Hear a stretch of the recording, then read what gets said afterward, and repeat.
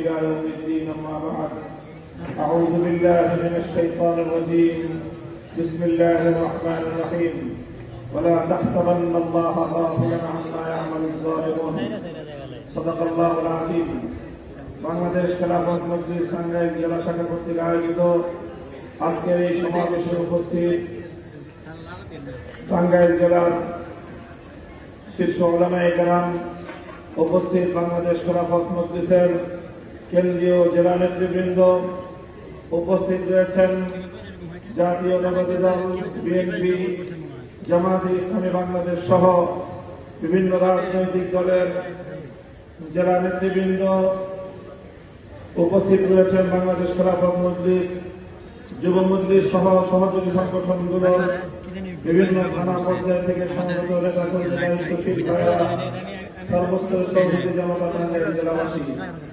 সর্বপ্রথম আমি আল্লাহ পাক রব্বুল আলামিনের শুকরিয়া আদায় করছি যে মহান রব্বুল আলামিন বাংলাদেশের মানুষের বুকের উপর থেকে জগদ্দল পাথরের মতো চেপে বসা স্বৈরাচারী শেখ হাসিনাকে অপসারণ করে মুক্ত বাতাসে নিঃশ্বাস গ্রহণ করার সুযোগ করে দিয়েছেন। আল্লাহুম্মা লাকাল হামদু ওয়া লাকাশ শুকর। সংগ্রামী সাথী ও বন্ধুগণ, আমি সেই সকল শহীদদেরকে স্মরণ করছি 2009 সালে যারা প্রাণ দিয়েছিলেন 57 জন দেশপ্রেমিক সেনা কর্মকর্তা। 2013 সালে রাতের অন্ধকারে তাহাজ্জুদরত ঘুমন্ত অবস্থায় বহু হেফাজতে ইসলাম বাংলাদেশের নবী প্রেমিক আল্লাহর পয়গম্বরের আশিক উম্মতকে যারা হত্যা করেছিল, তাদের সেই ফ্যাসিবাদী আচরণের শিকার হয়ে হাজারো হেফাজতের নেতা কর্মীরা অঙ্গত্ব বরণ করেছে। স্মরণ করছে সেই সকল শহীদদেরকে যারা আল্লামা দেওয়ার হোসেন সাঈদী রহমতুল্লাহ আলাইহির বিরুদ্ধে কল্পিত নাটক সাজানো মৃত্যুদণ্ডের রায় ঘোষণা করার পর কোরআন প্রেমিক হাজারো জনতা, লাখো জনতা রাজপথে নেমে আসার প্রেক্ষিতে গুলি করে পাখির মতো গুলি হত্যা করা হয়েছিল শতাধিক নবী কোরআন প্রেমিক জনতাকে। স্মরণ করছি 2021 সালে বাংলাদেশের স্বাধীনতার সুবর্ণ জয়ন্তীকালে যখন বাংলাদেশে গুজরাটের কসাই নরেন্দ্র মোদীকে আমন্ত্রণ জানিয়ে মুসলমানদের রক্তের সঙ্গে উপহাস করার আয়োজন চলেছিল। হেফাজতে ইসলাম বাংলাদেশ প্রতিবাদ জানানোর প্রেক্ষিতে হেফাজতের প্রায় 25 থেকে 30 জন নেতা কর্মীকে নির্মমভাবে হত্যা করেছিল। 2024 সালে জুলাই এবং আগস্ট মাস জুড়ে বাংলাদেশের আকাশ বাতাস প্রত্যক্ষ করেছে এক নজিরবিহীন মর্মান্তিক নির্যাতনের ঘটনা। পৃথিবীর ইতিহাসে বিরল শান্ত স্বাভাবিক পরিবেশে এমনিভাবে একটি সাধারণ ছাত্র জনতার বিরুদ্ধে এমন হত্যাযজ্ঞ চালানো যায় আজকের 21 শতাব্দীতে এসে, যার কল্পনা করা কঠিন। এজন্য আমি বলে থাকি, বাংলাদেশে হাজার বছরের মধ্যে শেখ হাসিনার মতো এত নির্মম, এত বর্বর কোন মানুষের জন্ম হয়েছে কিনা আমার সন্দেহ হয়। এই নির্মমতার শিকার হয়েছে আমাদের স্কুলের কোমলমতি ছাত্ররা, নির্মমতার শিকার হয়ে শাহাদাত বরণ করেছে কলেজ ইউনিভার্সিটির ছাত্ররা, শিকার হয়েছে আমাদের মাদ্রাসার ছাত্ররা। 3 বছরের শিশু সন্তান রেখাই পায়নি।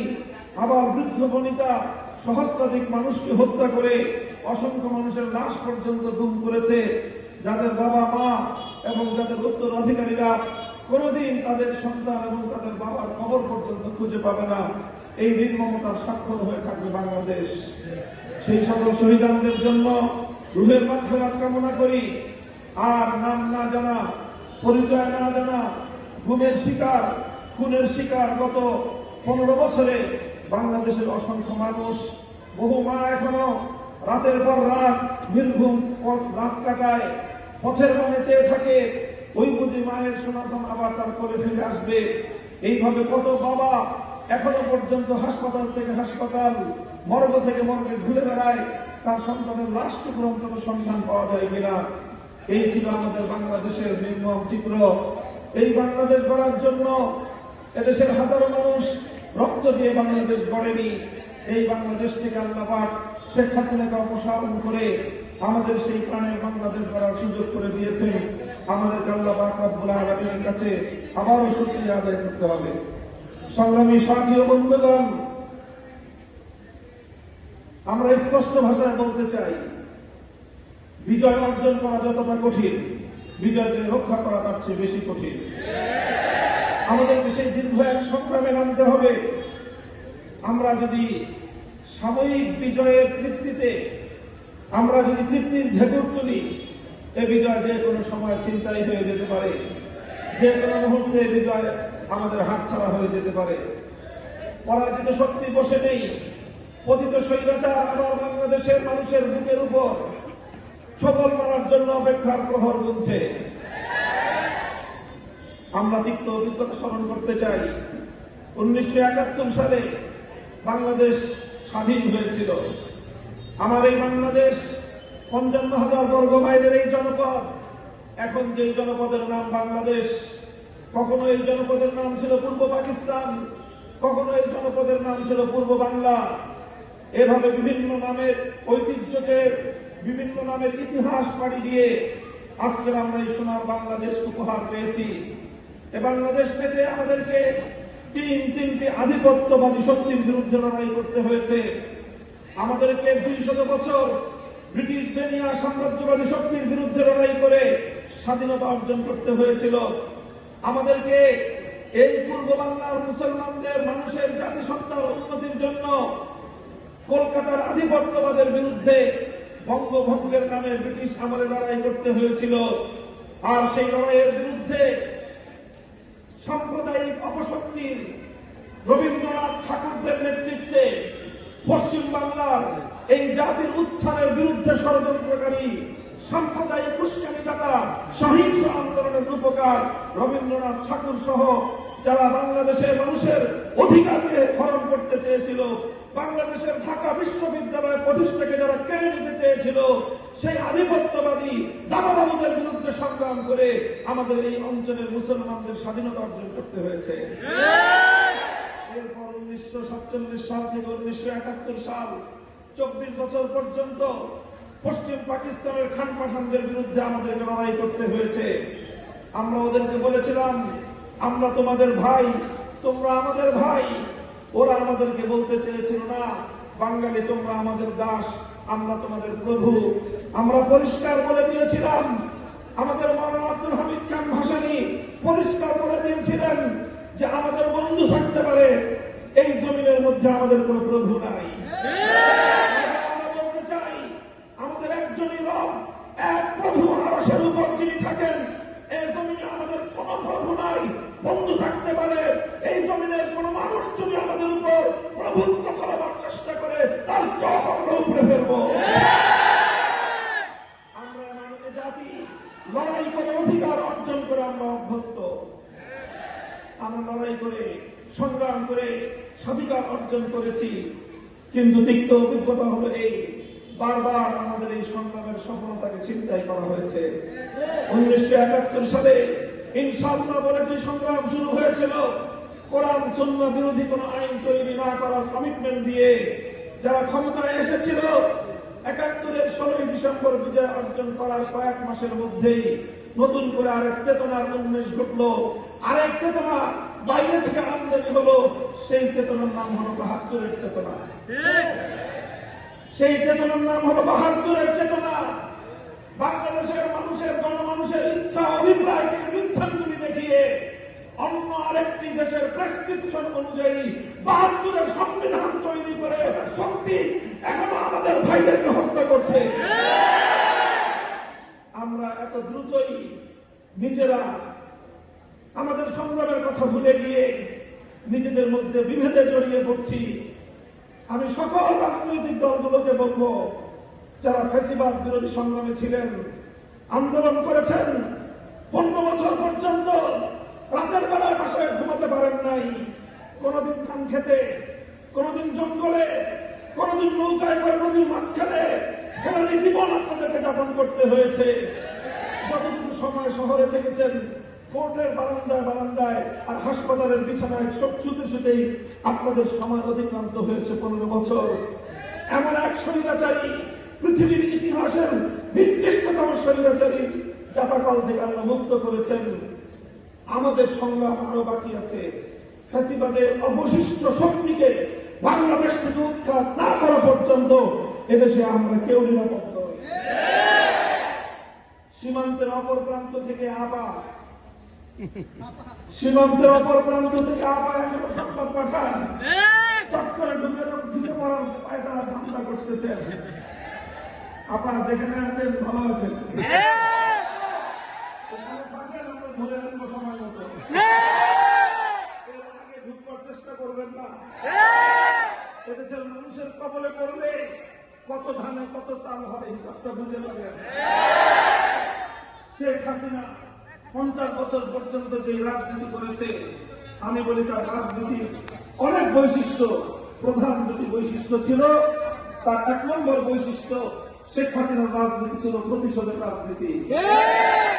75 সালে তার বাবাকে কেন খুন করেছিল মানুষ, কেন অভ্যুত্থান হয়েছিল 15ই আগস্ট, সে কথা তিনি ভুলে গেছেন।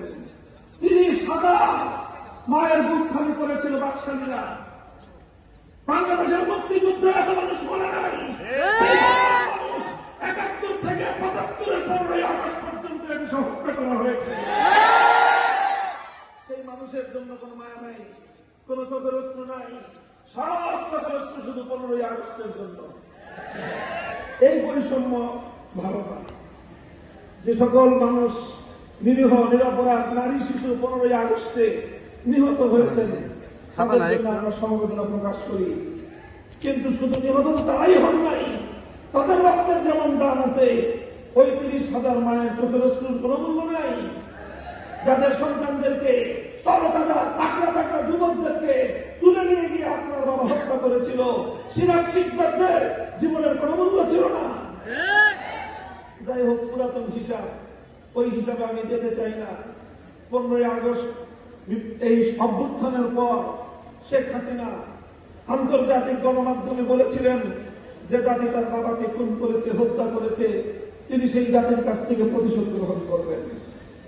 এই ঘোষণার পর 1975-এর 15ই আগস্ট থেকে 2024-এর 5ই আগস্ট, এই 50 বছর শেখ হাসিনা বাংলাদেশে রাজনীতি করেছেন। শেখ হাসিনার এই রাজনীতিটা ছিল প্রতিশোধ গ্রহণের রাজনীতি। তিনি প্রতিশোধ নিয়েছেন বাংলাদেশের জনগণের কাছ থেকে, তিনি প্রতিশোধ নিয়েছেন বাংলাদেশ নামক রাষ্ট্রটার কাছ থেকে। এই দেশটাকে তিনি স্বাধীন রাখতে চান নাই। দেখেন না, কথায় কথায় বলতো বিদ্যুৎ দিয়েছি, বেশি কথা বললে বিদ্যুতের সব সুইচ বন্ধ করে ঘরে বসে থাকবো। বলতে মোবাইল ফোন দিয়েছে কে? মোবাইল ফোন দিয়েছিলেন উনি, বাংলাদেশে ইন্টারনেট দিয়েছিলেন। সারা পৃথিবীর মানুষ যখন মোবাইল ব্যবহার করে অগ্রসর হয়ে গেছে, বাংলাদেশের এক জনগণকে উনি মোবাইল দেন। এই ছিল ওনার ভাবখানা। পদ্মা সেতুটা মনে হয় যে ওনার বাপদাদার টাকা দিয়ে উনি বানিয়ে দিয়েছিলেন। এই অবস্থা করতেন। এই অবস্থা করে তিনি এই বাংলাদেশটা সম্পর্কে তার ধারণা এটাই ছিল, বেশি বাড়াবাড়ি করবা, বাংলাদেশটাকে ভারতের অঙ্গরাজ্য বানিয়ে দিব। এটা ছিল তার রাজনীতি। এজন্য ভারতে গিয়ে তিনি মাথার মধ্যে তিলক করেন। সেখানে তাকে মুখ্যমন্ত্রী ঘোষণা দেওয়া হয়, তিনি মুসকি মুসকি হাসেন। বাংলাদেশের মানুষ সেদিন বলে দিয়েছিল, বাংলাদেশের ক্ষমতার মস্তদে আমরা স্বাধীন আত্মমর্যাদা সম্পন্ন প্রধানমন্ত্রী চাই, তিলকমণি মুখ্যমন্ত্রী দেখতে চাই না।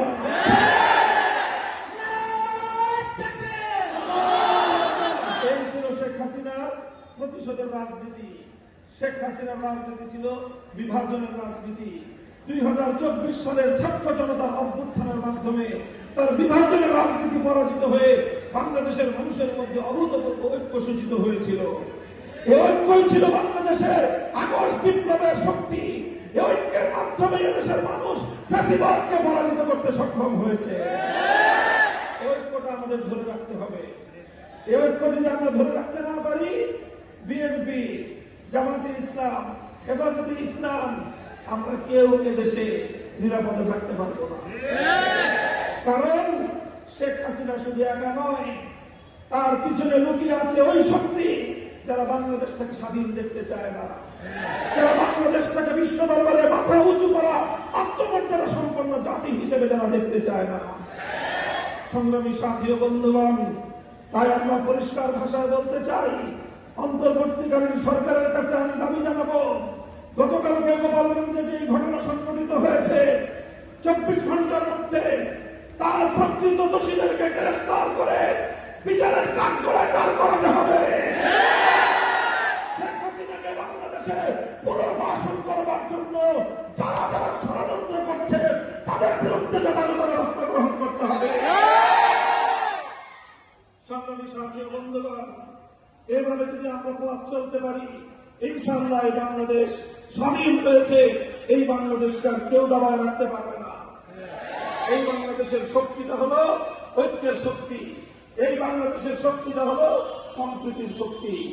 এই জুলাই আগস্ট বিপ্লবের সময় আমরা দেখেছি ঢাকা সহ বিভাগীয় জেলা শহরগুলোর রাজপথের চিত্র। আমাদের ছেলেরা সংগ্রাম করছে, মিছিল করছে, স্লোগান তুলছে। নামাজের রক্ত হয়ে গিয়েছে, সঙ্গে সঙ্গে একজন কলেজ অথবা স্কুলের ছাত্র আল্লাহু আকবার আযানের ধ্বনিতে আকাশ বাতাস মুখরিত করে তুলেছে। একজন ইউনিভার্সিটির ছাত্র ইমাম হয়ে নামাজের ইমামতি করছে, তার পিছনে সারিবদ্ধ হয়ে শত সহস্র আমাদের ছাত্ররা, তারা কাতারবদ্ধ হয়ে নামাজে দাঁড়িয়ে সেই পিচ খেলা রাজপথকে যায় নামাজ বানিয়ে আল্লাহর দরবারে সেজদায় লুটিয়ে পড়েছে। আর এরপরে নামাজের পরে খোদার দরবারে ফরিয়াদের হাত উত্তোলন করে চোখে রক্ত ছেড়ে দিয়ে আল্লাহর সাহায্য কামনা করেছে। এরপরেই 5ই আগস্ট সফল হয়েছে। কাজে মনে রাখতে হবে, এই আগস্ট বিপ্লব ইসলামের নামে হয়েছে। এই আগস্ট বিপ্লব আল্লাহর কাছে ফরিয়াদ জানিয়ে হয়েছে।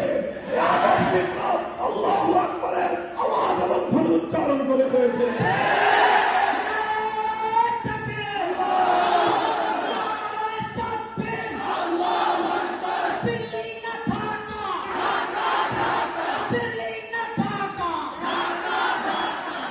সংগ্রামী সাথী ও বন্ধুগণ, সুতরাং এই চেতনা, এই প্রেরণা, এই বৈশিষ্ট্যকে ধরে রাখতে হবে। আমরা সাম্প্রদায়িক সম্প্রীতির যে অনন্য নজির কায়েম করে চলেছি, এটাকে অব্যাহত রাখতে হবে। মনে রাখতে হবে, আগে বাংলাদেশের বৈশিষ্ট্য ছিল, একটা শক্তি ছিল শেখ হাসিনার পালিত শক্তি, হাতুড়ি লীগ, হেলমেট লীগ। এই লীগেরা রাতের অন্ধকারে সংখ্যালঘু হিন্দু, বৌদ্ধ, খ্রিস্টানদের উপর কালনাগিরি হয়ে ছোটল মারত। দিনের আলোতে আবার তারাই বোঝা হয়ে থাকতে আসত। এই নাটক করেছে আওয়ামী লীগ। এই নাটকের কলাকুশীলকরা এখন বাংলাদেশের দৃশ্যপটে নাই, এই জন্য এখন আর নাটকও নাই। এখন বাংলাদেশের সংখ্যালঘুরা ভালো আছেন, তাদের মন্দির, গির্জা, পেগোডা আর হামলা